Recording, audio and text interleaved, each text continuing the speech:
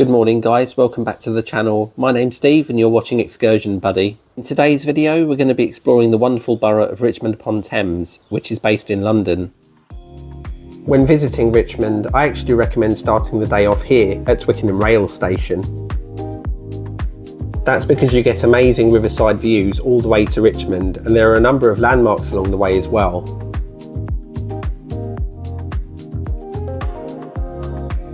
The bridge you can see in the distance leads to Eel Pie Island, which is the only inhabited island on the River Thames.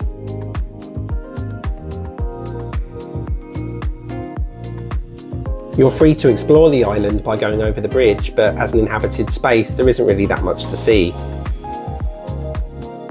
But you can get some amazing views of the River Thames when you're standing on the bridge.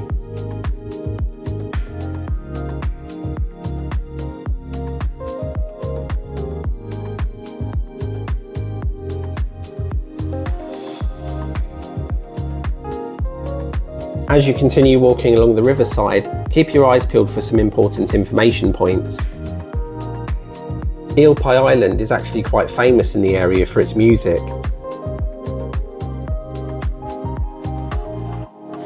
And this handy information board lets you know a little bit about who's actually performed in Eel Pie Island, including the Rolling Stones, The Who and David Bowie no less, just to name a few.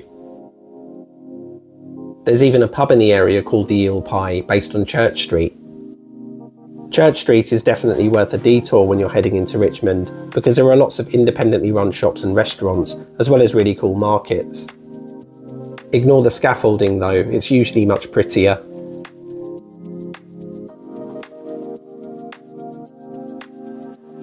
The next stop on the way to Richmond is York House Gardens.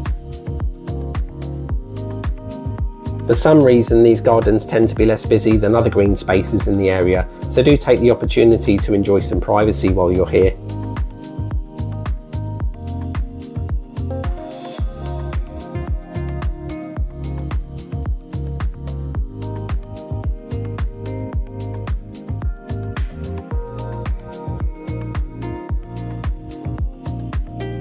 You also get some incredible riverside views here.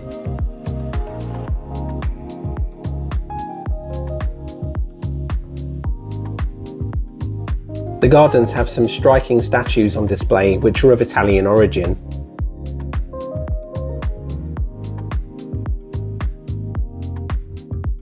You can find plenty of benches around to enjoy these beautiful green spaces.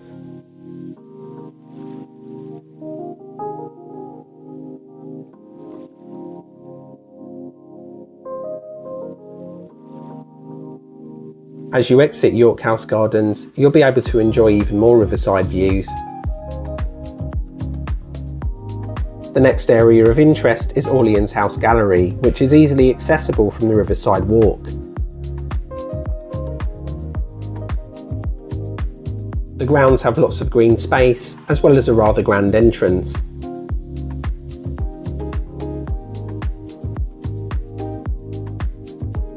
The gallery is completely free to enter and includes really cool details such as the Octagon Room, which was built in 1721, just coming into focus.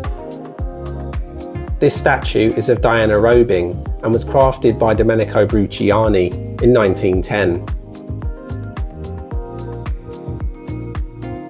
The next area of interest is Marble Hill. In keeping with the rest of the area, it has lots of green space. This is enjoyed by local people enjoying sports and dog walkers alike. We're now approaching Marble Hill House, a Grade 1 listed Neo-Palladian villa. It was built in the 1720s as a home of Henrietta Howard, the Countess of Suffolk. As the building comes into focus, it looks rather impressive. You can visit Marble Hill House completely free of charge, and I would definitely recommend doing that, especially if you're walking past. At this point, we're now getting quite close to Richmond.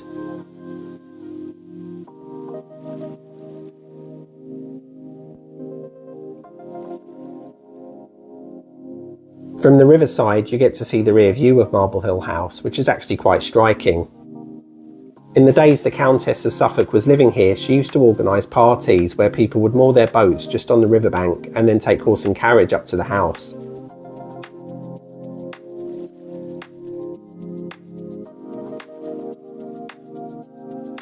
We're just about to approach Richmond now, and what you can see in the distance through the trees is Richmond Hill. We'll see some more of that close up a bit later.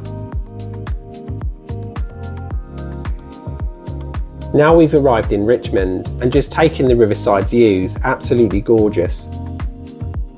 You can see Richmond Bridge coming into view on the left, and here are some views from on top of the bridge itself. The towpath you see coming into focus on the right is one of the most popular in Richmond, and I'm about to show you around. The benches on these hilly areas are always very busy with people.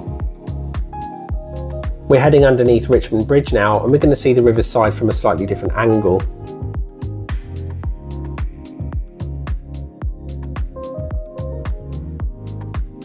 The incredible Richmond Bridge is just coming into focus. An interesting fact about this borough is that it's the only borough in the whole of London to have territory on both sides of the River Thames. This side of the River Thames has a number of small park areas you can enjoy.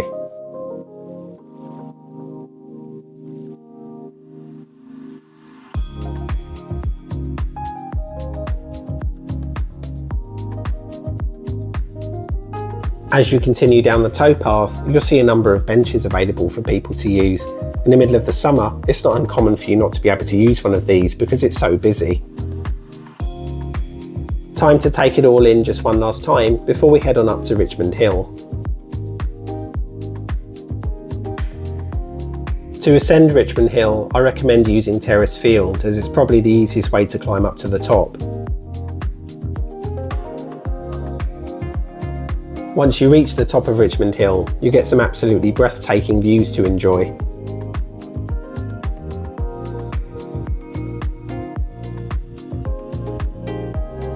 For those of you who like the idea of a cold drink to enjoy the scenery with, there's a conveniently placed pub there called the Roebuck.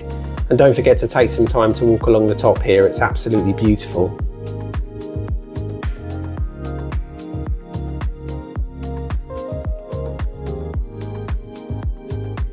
The Richmond Hill Hotel is quite famous and is very popular for weddings and functions.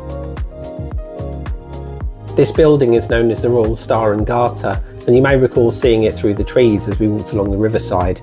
This building is one of the most famous monuments in Richmond. We're now heading into Richmond Park, which is also accessible from the top of Richmond Hill.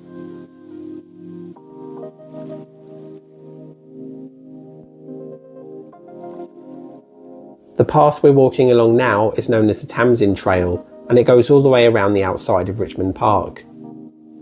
At 7 miles in length, it's very popular with runners training for 10Ks and half marathons.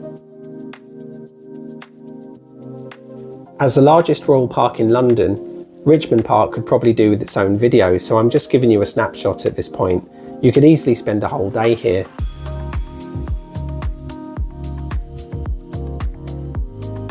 Here are some additional gardens you can find just off of Richmond Hill, which are really quite lovely.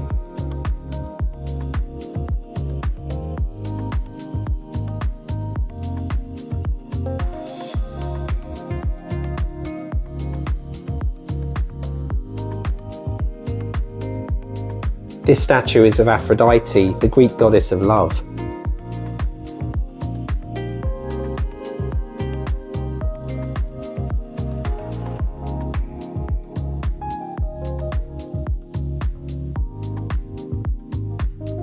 There are lots of other places on Richmond Hill where you can get some amazing views, so make sure you don't miss them. As if you hadn't noticed already, Richmond is quite an affluent area, so do take the time to enjoy the architecture while you're here.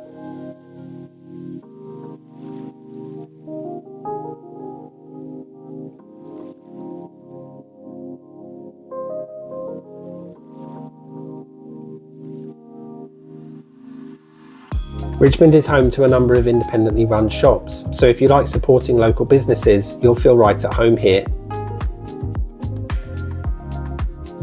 Many of the more common high street stores can also be found here on George Street.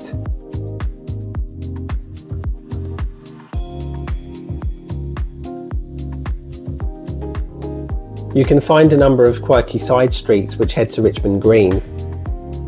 These side streets are also filled with independently run shops. Filming often takes place down these side streets. The most recent example I can think of is Sandman on Netflix. Now we're at Richmond Green.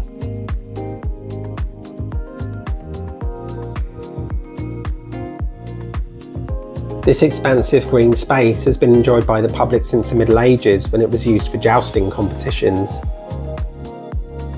The walkways around the exterior are really quite lovely, and there's lots of benches for you to rest on if you want to as well. Sometimes when you come here you can see live cricket matches being played. It's also a nice area for families to play ball games and for dog walkers to bring their pets. You'll find some interesting buildings around the outside of Richmond Green, such as the famous Richmond Theatre. This impressive Grade 2 listed building was opened in September 1899. You can find a range of different performances here, from classic plays to pantomimes. Gothic House is another Grade 2 listed building, although it's nowhere near as attractive as the theatre. The residential properties surrounding Richmond Green are very easy on the eye. It's a great place to hang out and have fun. And there's some great pubs here too. I hope you enjoyed the video, guys. If you did, make sure you hit the subscribe button, because I'll be producing new material on a regular basis. All the best, see you soon.